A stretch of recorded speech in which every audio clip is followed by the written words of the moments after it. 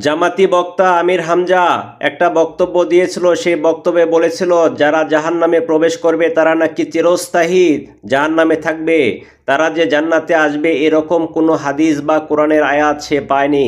অথচ সহিহুল বুখারীর প্রথম খণ্ডে কিতাবুল ঈমান অধ্যায়ে 21 নম্বর হাদিস, ইসমাইল রহমতুল্লাহ আলাই আবু সাঈদ খুদরি রাদিয়াল্লাহু আনহু থেকে বর্ণিত, নবী করিম সাল্লাল্লাহু আলাইহি ওয়াসাল্লাম বলেছেন, জান্নাতীগণ জান্নাতে এবং জাহান্নামীরা জাহান্নামে প্রবেশ করবেন।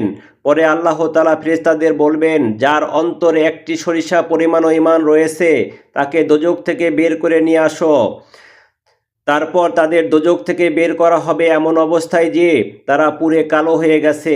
এরপর তাদের দৃষ্টিতে বা হায়াতের বর্ণনাকারী মালিক রহমতুল্লাহ আলাই শব্দ দুটির কোনটি এ সম্পর্কে সন্দেহ পোষণ করেছে।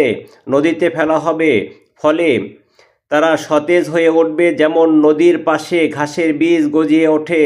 তুমি কি দেখতে পাও না সেগুলো কেমন হলুদ রঙের হয় ও ঘন হয়ে গজায়?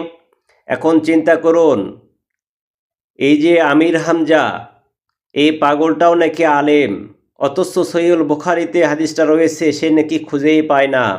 তো যাই হোক, এই সমস্ত পাগল বক্তা থেকে সবাই হেফাজতে থাকবেন।